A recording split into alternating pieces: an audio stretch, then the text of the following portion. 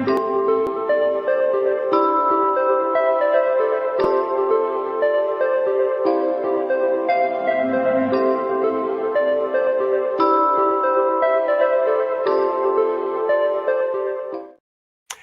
good morning and welcome to an Ignite Press book launch livecast. I love doing these events because I get a chance to bring to you a new author who's publishing and launching their book today. It's a very exciting time for them and should be also a very exciting time for you because the book is now available to you. Now, by the way, if you've ever considered writing a book and launching it to the world, reach out to us. We'd be happy to talk. You can actually schedule a book consultation directly through our website at ignitepress.us. That's ignitepress.us. All right. So today I have, honestly, I think one of the kindest authors that we've ever worked with. Jay Colker has a substantial background that in leadership that I want him to share with you. But Jay is the kindest guy, one of the best clients that we have ever worked with, quite frankly. And I'm just really tickled pink to bring Jay on. Jay is the author of Aligned Leadership, Building Relationships, Overcoming Resistance, and Achieving Success. So Jay, welcome to the Livecast. How are you today? Thank you, Everett. I'm so pleased to be here. I'm just doing great. Couldn't be better. Big day. I know that people are out there buying your book, and I understand you're getting some feedback from people around the world, it sounded like, and you've got quite the extended network around the world. Why don't you, if you would, start by telling us a little bit about you, about your background. I would love to, and I think I'd like to share a story at first. Many years ago, I was hired by a person to do a full-day workshop in Bangor, Maine. And he told me that all the people in the audience were novices in a particular subject. At the time, it was actually addictions treatment, and I was asking to present an Adlerian approach to that. And I started the workshop, and by midday, half the audience had walked out. And I checked in with them and realized that they were all experts. And the person that had shared that information with me had misrepresented who I was going to be presenting to. And I never aligned with them, Everett, which is a topic of my book. I just made assumptions. And that taught me something rather important, to really connect with my audience and start with them and really understand their needs and concerns. And that's a lot of what I've written about. And I'm sure we're going to get into that more. But a little bit about me: I've been a leadership coach and an organizational development consultant for over 30 years. For 11 years, I was head of learning and development for a $2.4 billion bank holding company with companies in the US and abroad. I've had the wonderful opportunity, partly based on my work with that one company, to do work all over the world, in the Republic of Georgia, Armenia, Azerbaijan, Mongolia, and India. I have a master's in counseling psychology. I actually practiced clinically for 20 years, was licensed. And I also have an MBA and a Doctor of Management degree. And I've been working in a company called Crowdsource Coaching, facilitating peer-to-peer leadership development. And I also teach at Adler University in the doctoral program in industrial organizational psychology. So that's a little bit about me. Wow, my goodness! I wish you had some qualifications that we could, discuss. My goodness, and all of that all around the world. I don't know too many people who have had the opportunity to work with those in Azerbaijan and and some of these other countries that you mentioned. Jay, one of the things that your book talks about, and it's a tagline on the book here, right, is an Adlerian approach. Can you give us a background on that? Explain what an Adlerian approach is for our viewers. Absolutely. There are some foundational principles. The first is social embeddedness. Everyone wants to belong and have a place of significance. And that's really critical because unless somebody has a medical condition or some organic physical ailment, all behavior can be tied to this idea of striving for a sense of belonging. People grow up and they're very good observers, children are, but terrible interpreters. And what's important is that people have a subjective understanding of their world and they draw certain conclusions about self, others, the world at large, and where their place of belonging is. And so instead of having life uh, be a cause for their behavior, they actually are self creative in determining their view of where they belong, and which is a goal that they put forth. And it's not just every day goal, but goals in terms of what Adler called the lifestyle. Uh, and then that becomes something that they're striving for in all situations. So, for example, if I have a need to be liked, that need is going to be with me whether I'm in my personal relationships, whether in my work relationships, and so on. And then mind, body, and emotions all work together and coalesce around these final conclusions that we have. And we bring those to what Adler called the life tasks, the task of intimacy, the task of friendship, and the task of work.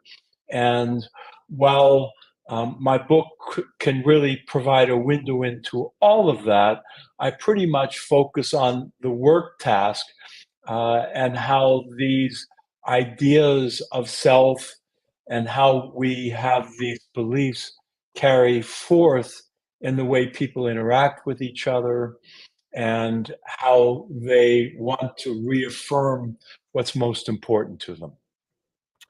Okay, so on that note, so Jay, this concept of aligned leadership, um, you gave this great story of, and that must have been a nightmare, by the way, speaking to an audience where you're told that they are novices, um, and therefore you tailoring your talk to speak to novices, and then finding out that they're all experts, and of course you're speaking at too basic a level to maintain their interest or to provide them value, I imagine is how they must have felt. You must have felt about that big. Not your fault at all, but you must have felt about that big. Tell us what aligned leadership is. Absolutely. And I wanted to share that I've been telling people for years that I should write a book on alignment. Uh, Adler and one of his followers, Rudolf Dreikurs, noted that resistance is a misalignment. What you want and what I want are not the same. And often people are moving on two different planes. I would define them, and Dreikurs and Adler talked about them as vertical versus horizontal. And in fact, they were based on a woman named Lydia Sicker, who wrote about this. And many of us function on the vertical plane. We're worried about making mistakes and failing. We're concerned with our status, our prestige. We're striving to be better. And that's in itself not bad, Everett, but where it gets difficult is where we're striving against other people. In order to be okay, I have to be on top. I have to win. We see this with authoritarian style leadership. And the opposite of that is the horizontal plane, to really forget oneself, to focus on the task, to focus on other people, the idea that we're all in the same boat, that we have the same inherent value as people, and our role should be about facilitating and helping other people grow, finding connections, finding a sense of commonality, shared purpose. And in that, there's a wonderful sense of collaboration and win that establishes. And one final point is there's the golden rule, do unto others as you wish done unto you. But I think there's a higher rule, and that's the platinum rule, do unto others the way they wish to be done. And so the sense of alignment doesn't mean you give up yourself. And otherwise it would be out of balance if you're only worried about others and focused on their needs. But at the same time, we need to consider our own, but it's this moving collaboratively together where we find a way of achieving a sense of belonging and mutuality that really makes a difference in our relationships, whether at work or in our personal lives. Okay, Zelda posed a great question, and I want to share it with you. Could you explain how you define resistance and why it's such a significant factor in organizational dynamics? Absolutely. Resistance is where somehow people feel at odds and their own needs become primary, and they don't feel heard, understood, accepted in what they want, and they don't feel any sense of inclusion in one way or another. And it could be very subtle. For example, a leader could establish an agenda for a meeting, maybe not ask people if they wanted to add things, and the leader goes in and say, okay, here's our meeting, we'll cover this point first, this point second, and the people are disengaged, they're disenfranchised from something as simple as a meeting. And it's much more effective if a leader has in advance asked people to contribute agenda items, but then coming into the meeting, giving a choice question. What would you prefer we address first, second, or third? And that makes a difference. And another quick example may be if I have a critical need and I say to an employee, I'd like to talk with you, can you come in my office? And I don't give a choice, that employee may have a need to call home, may have an urgent need to use the restroom before we start talking. And a simple choice question, which I talk about as some of the competencies that are critical in building and sustaining relationships, might be, I have a critical need to speak with you. Is now a good time or sometime within the next 30 minutes?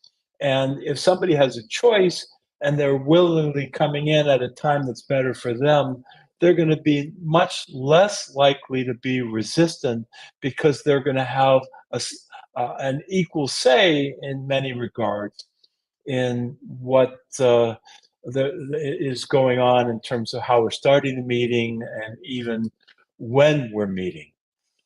So resistance can be rather subtle in that regard. Well, it's funny you bring that up. I think that applies just as much to parenting, right? I think about a discussion I want to have with one of my kids. It's much better for me to say, hey, I'd like to talk with you and, set a window of time than it is and give them a choice in the matter rather than, step into my room right now, and watch, talk about resistance, right? Absolutely. Or to say to your child, okay, it's time for bed, go to bed, versus would you like to go to bed now or in 5 minutes? Yeah, I like that. I I like that very much. That would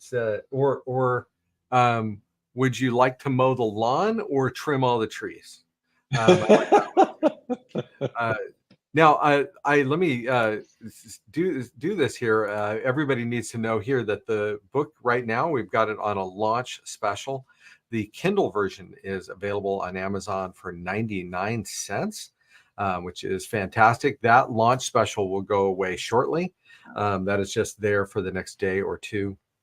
And the paperback is available there for you as well. And I highly recommend this book for you if you are in a position where you need to exert leadership over others. And as we've just discussed, that leadership is not just in the workplace, it is in other places too. And for those people you know who work in a leadership environment or want to sharpen their leadership skills so that they are better in not just leading but also just collaborating with others. Highly recommend this. And Everett, I would add that you don't have to have a formal title of a leader in order to step up and be a leader. Often employees feel disempowered, and I address that extensively in the book as well, that everyone in an organization can step up and be a leader. I'm glad you brought that up because I was meaning to ask you, really, who did you write this for, right? And what do you want people? What do you want those people actually to get out of this book, and what impact, perhaps, that it might have? Yes. So I wrote this for anyone who wants to be more proactive and achieve more alignment with others. If they have a formal title of leader, then their strategies of working with their direct reports and their colleagues. If employees are feeling frustrated and not getting the kind of relationship they want, oftentimes they feel themselves as victims. And there's a range of actions they can take to be more effective. And the book also provides a window in to helping people better understand themselves, how they developed. I mentioned this concept of lifestyle. And so I talk about influences on an individual, and people can better understand others. And then once they understand that, then I also address foundational Adlerian skills and then building and sustaining relationships that will help. I address understanding more of resistance and what that looks like, and actions that one can take to begin to minimize that. And I present actually a range of practical examples that people can apply as well. And I have a favorite story if we have time within the book. But Absolutely, please. so I was teaching actually organizational development at another university, and one of the students was uh, a sergeant, an active duty during the war in Afghanistan, and she was in charge of a vehicle maintenance department.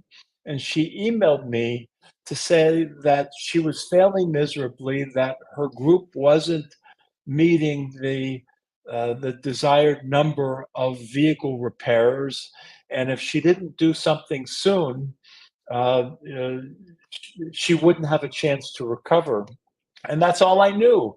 And I gave her a set of suggestions that I outline in the book, and they're all Adlerian based, and some of them are quite logical. And even if you're not Adlerian, you would think they apply. And she applied them, and she wrote me back a month later with the subject line "shocking turnaround."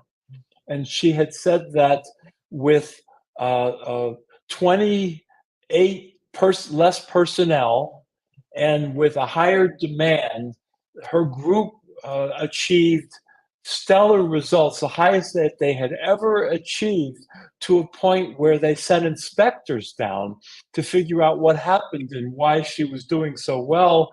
And she said that she was so excited, she shared it with her boss, and her boss was upset. And because he was typical army, command and control, and he just assumed that you give orders to the soldiers and they would obey, and that would not be an issue. And I was just amazed at how much an impact this sergeant had by applying some simple suggestions, and they had made such a difference. And one of the things she had learned was she had done a needs assessment and talked to them is they didn't like working in the afternoons, but after that she had initiated some of these changes, uh, they had been working until almost 5:30 one night, and she said, "You're the real warriors," when everyone else had gone home. And she said their pride is back, and their sense of contributing to the mission is back. And all of that came from just some simple suggestions that I had sent her in an email. That's incredible. And you just think of the impact you're having there. And you talk about this impact that one sergeant can have. And I've not been in the military, but I understand it's the sergeants that they're the ones who make things happen. And my daughter's a nurse, and I think of in the hospital environment, like it's the nurses that make things happen by and large. And I think every organization has that position, right? Every has that level where they're the ones who make things happen. And you know what? I think by and large, they're not the ones who are being given leadership training.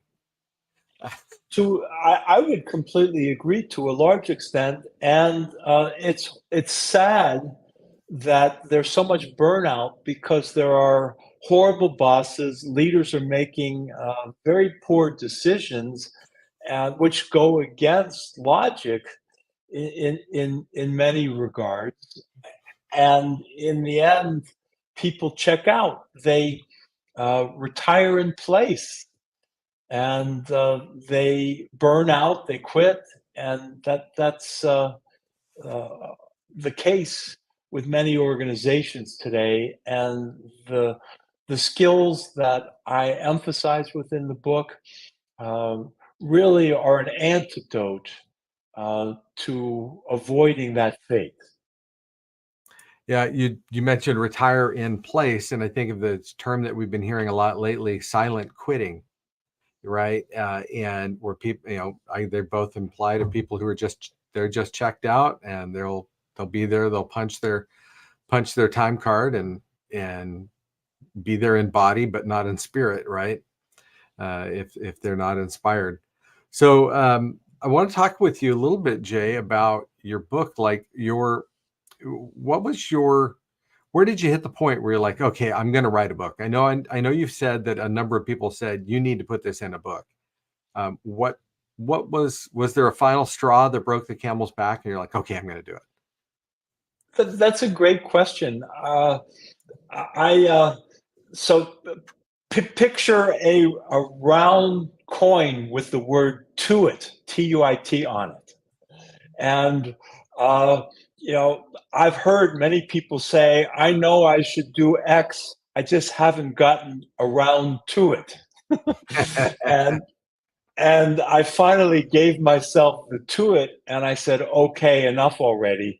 And my first pass, Everett, I tried to do everything in the kitchen sink, and I sent it to one of my colleagues, and she said, "Are you serious? This is never going to fly."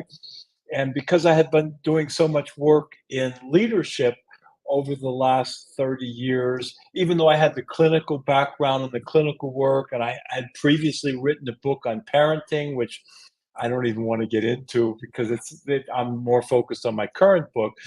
But I finally said okay, and then after that first pass, I just said, okay, let's narrow it down. And I sent it out to some colleagues that I respect. And in fact, one of my colleagues said, you need those little boxes with actions in them that'll make it easier for folks. And so along the way, people helped me refine the book in many substantial ways. But it was really just getting up and finally deciding that it was time to write it, and then finding a great hybrid source for publishing like yours to get me over the final finish line. Well, I'm glad you brought up this kitchen sink. That you kind of started this with is that very often, right, when people write books, they think that they need to put everything in it.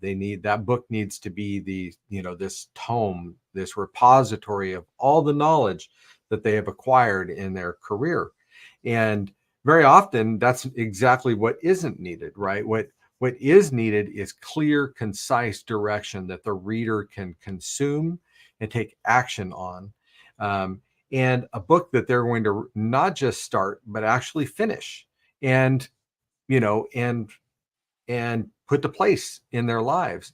And so I'm glad you brought that up because people do get confused with that and they don't understand that if they want to write that 300 or 400 page tome, they can. It's just that nobody's ever going to finish it. And your goal as an author, right, is to educate and get people to take action with the knowledge that you presented them. And if they never finish the book, that's sure hard to do that, right? Absolutely. And I have a chapter on practical applications, which is some great examples. The example from the sergeant in Afghanistan is there, but there are a number of other practical examples of some things that were done wrong, some things that were done right. And people need some things that they can actually use and take away. Now, and we have a couple minutes left here, Jay. Is there a question you wanted me to ask you that I didn't ask you, and is there or something you wanted to share that you haven't had an opportunity to share yet? Well, I guess I want to give a shout out to my Adlerian community around the world. These are a group of people that are really committed to inclusion, to building and sustaining healthy communities, and I am very much a part of this group. They're so accepting of others and the messages that they carry in leadership and parenting and in other ways just are stellar. And so I in part added the second tagline, an Adlerian approach, because it's an underutilized philosophy that is so far reaching, and it helps people understand how to foster collaboration, cooperation, shared partnership, a sense of mutuality in going through life today. And I didn't write a chapter on diversity of inclusion because the entire Adlerian philosophy embodies all of that. And I do want to further emphasize that that's clearly embedded in the book, even if I didn't directly state that to the extent that maybe some people feel ought to have been said. But I'm very proud of my Adlerian roots and the work I've done in that regard. And the Adlerian community needs to be supported. The teachings of Alfred Adler, Rudolf Dreikurs, and his followers, among others. So I definitely want to offer this broader recognition to the the philosophy that have been my roots for over 40 years. Okay, excellent. I'm glad that you said that. And I do want to highlight again, Aligned Leadership is available right now on Amazon in paperback and Kindle. And it's beautiful. Turned out, I'm just super happy with the way that turned out.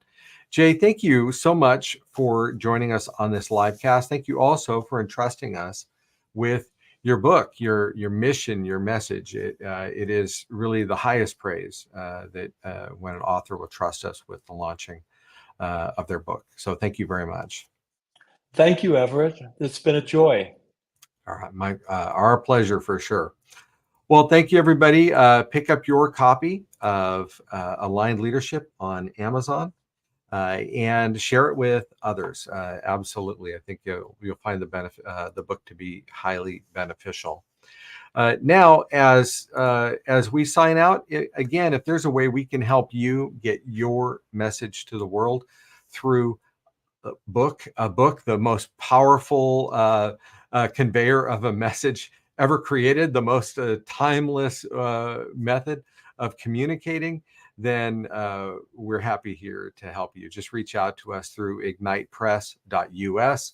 That's ignitepress.us, where you can schedule a complimentary book consultation directly with me. And we'd be happy to talk with you about your book, what you want to do with it, and what you want that book also to do for you.